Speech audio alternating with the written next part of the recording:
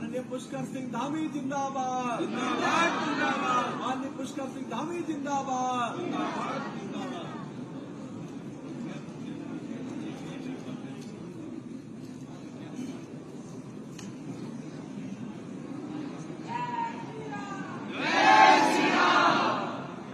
भारत माता की, भारत माता की। वंदे वंदे। पुष्कर सिंह धामी, पुष्कर सिंह धामी।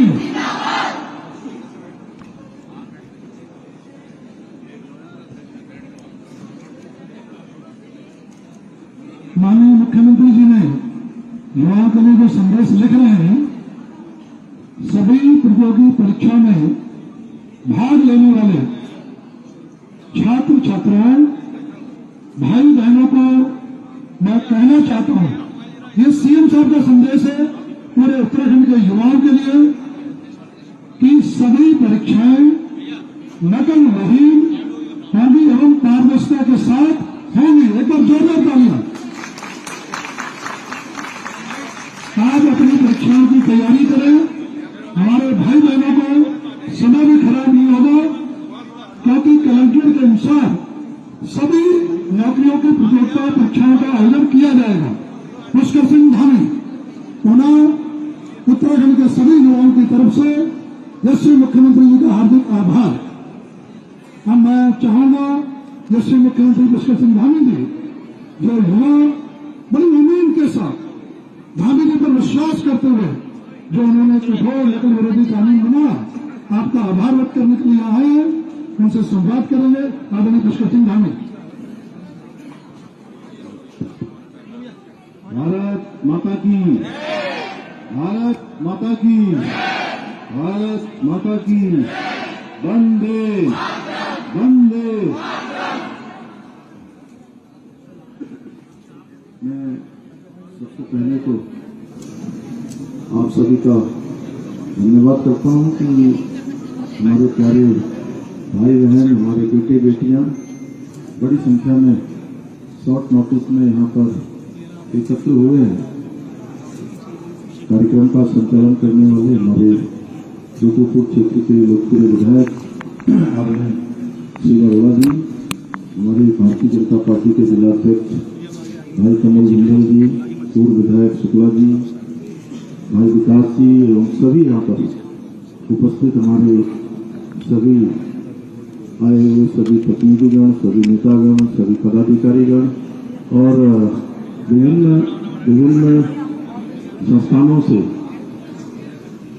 जिनके लिए हम नकल कानून लेकर आए हैं, नकल विरोधी कानून लेकर आए हैं, ऐसे यहाँ पर आए हुए मेरे सभी प्रिय छात्र एवं छात्राएं, सभी आए हुए हमारे अन्य महानुभाव, देवियों, सज्जनों, उपस्थित पत्रकार मित्रों एवं छायाकार बंधु, भाई बहनों, ये आप लोग बहुत लंबे समय से परीक्षाओं की तैयारियां अलग अलग तरीके से, अलग अलग संस्थानों से कोचिंग लेकर, कोई घर पर, कोई अन्य स्थानों पर कर रहे होंगे या करने वाले होंगे, लेकिन अखबारों में, टेलीविजन पर, समाचारों में पिछले एक साल से ज्यादातर समाचारों में कहीं न कहीं पेपर लीक हो जाना, कहीं घोटाला हो जाना, कहीं घपला हो जाना, इस प्रकार की बात आप लोगों ने लगातार सुनी होगी।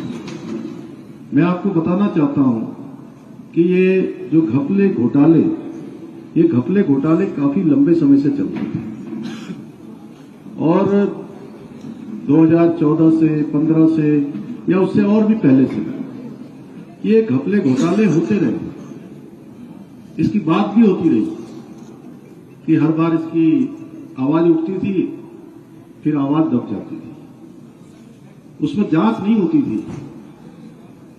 इस बार जुलाई माह में 2022 में मेरे पास कुछ छात्र एवं छात्राएं आई, हमारे भाई बहन आए, उन्होंने मुझे कहा कि कुछ वीडियो की उसकी भर्ती हुई है, उस भर्ती में भी ऐसा लगता है कि प्रश्न पत्र लीक हुआ है। अब चूंकि शिकायत हर कोई करता है, तो मैंने कहा आप लोग अपनी शिकायत दे दीजिए और इसकी मैं जांच करवाऊंगा। मैंने उनकी शिकायत देने के बाद जब जांच करवाई तो प्रारंभिक रूप से पूरी तरह से ये लगने लगा कि इस परीक्षा में गड़बड़ी हुई है। तो मैंने तय किया कि मैं अब इस परीक्षा की जांच कराऊंगा और इस परीक्षा ही नहीं, जितनी भी परीक्षाएं इस प्रकार की हुई है उन सभी की हम जांच करवाएंगे।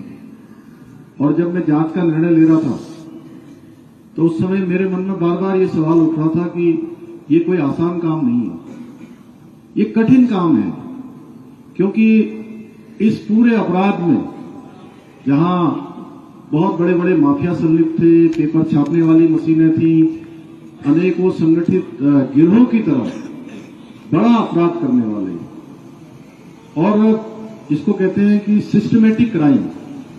सिस्टमैटिक क्राइम करने वाले लोग थे। और स्वाभाविक था कि अगर मैं इनके खिलाफ जांच की बात कर रहा हूं तो कहीं न कहीं यह लोग भी क्रिया की प्रतिक्रिया जरूर करेंगे। लेकिन मैंने तय किया कि चाहे क्रिया की प्रतिक्रिया कितनी भी क्यों न हो, कितना भी मुझे इसके लिए कितने भी कठिन परिस्थिति से क्यों न गुजरना पड़े, लेकिन मैं अपने बेटे बेटियों का, अपने भाई बहनों का, अपने छात्र छात्राओं का भविष्य आप किसी तरह से बर्बाद नहीं करूंगा। और हमने जांच का निर्णय लिया।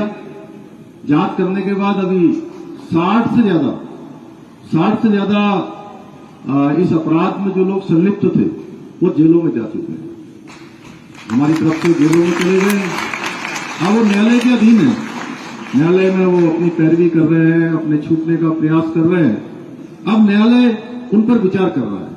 भाइयों बहनों, हमने अपना काम कर दिया, हमने उनको जो सजा हमारी तरफ से मैक्सिमम हो सकती है हमने उनको जेल के अंदर डालकर उस काम को पूरा कर दिया। लेकिन यहीं पर ये रुका नहीं, क्योंकि ये नासूर की तरह बन चुका था, एक कैंसर की तरह बन चुका था, ये कीमोथेरेपी से भी नहीं खत्म होने वाला था। इसलिए इसकी सर्जरी बहुत जरूरी थी और हमने इसकी सर्जरी का निर्णय लिया। और भारतवर्ष का सबसे कड़ा कानून, यानी कि जहां इसमें उम्र कैद तक की सजा का प्रावधान किया गया है, जो भी इस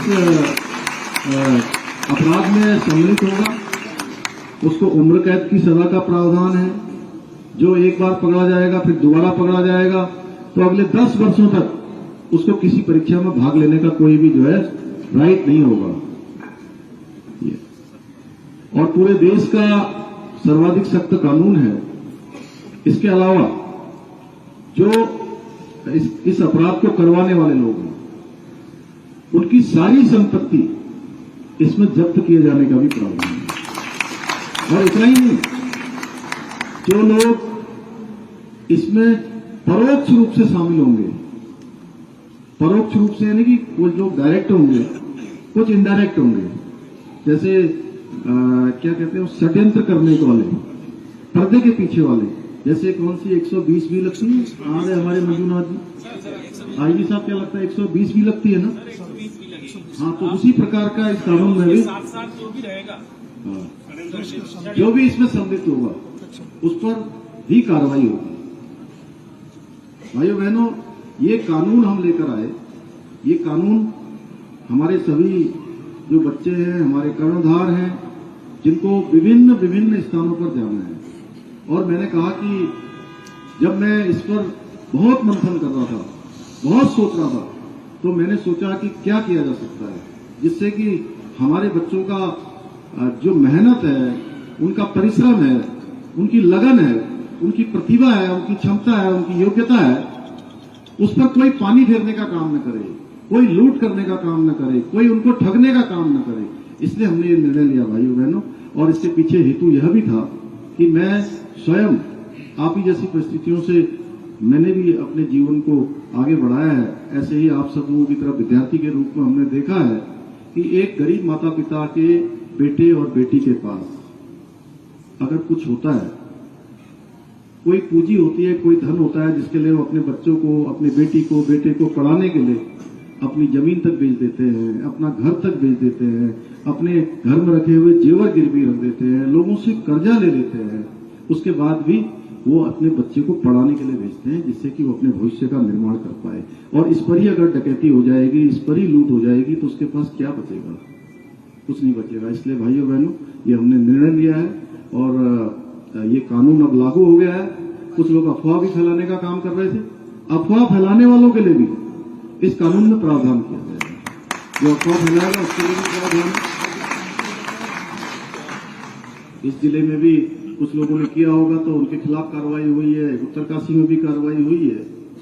और मैं आपसे केवल ये कहना चाहता हूं, देखिए हमारे राज्य में इतने संसाधनों का अभाव होने के बावजूद, हमारे संसाधनों का अभाव है, हमारे पास बहुत ऐसा रुपया नहीं है कि हम जो है उसको जो है खर्च करते जाए, लेकिन उसके बावजूद भी हमने कहा कोई भी काम हम थोड़ा कम कर लेंगे, अन्य कामों में हम कटौती कर लेंगे, अन्य कामों में हम मितव्ययता कर लेंगे, लेकिन हमारे बेटे बेटियों को, हमारे भाई बहनों को उनकी मिलने वाली जो सेवा है, उनको मिलने वाली जो रिक्तियां है, जो नौकरी है, उस पर हम कोई कटौती नहीं करेंगे। हमने जो है इसका कैलेंडर भी जारी कर दिया है।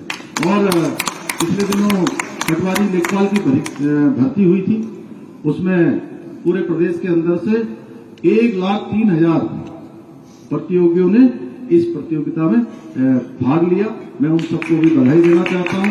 आज से पीसीएस की परीक्षा प्रारंभ हुई है और सभी लोग बड़े संख्या में उस परीक्षा में भी भाग ले रहे हैं। मैं उन सबको भी बधाई देता हूं पीसीएस की मुख्य परीक्षा में।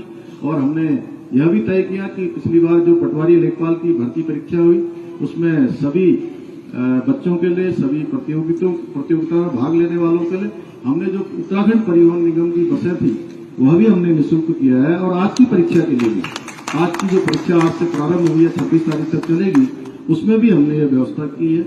मैं आप सभी से कहना चाहता हूं कि आप लोग जहां भी आपकी बात होती है, जो भी आपके संपर्क में आते हैं, अब जितनी भी परीक्षाएं होंगी वो सारी की सारी नकल विहीन होंगी, पारदर्शिता के आधार पर होंगी, साफ सुथरे तरीके से होंगी।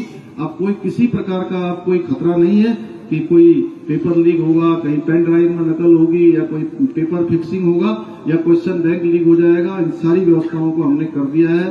आप लोग सबसे कहिए कि अपनी पढ़ाई में लगे, अपनी तैयारियां करें और अपने भविष्य का निर्माण करें। पूरी सरकार आपके साथ खड़ी है।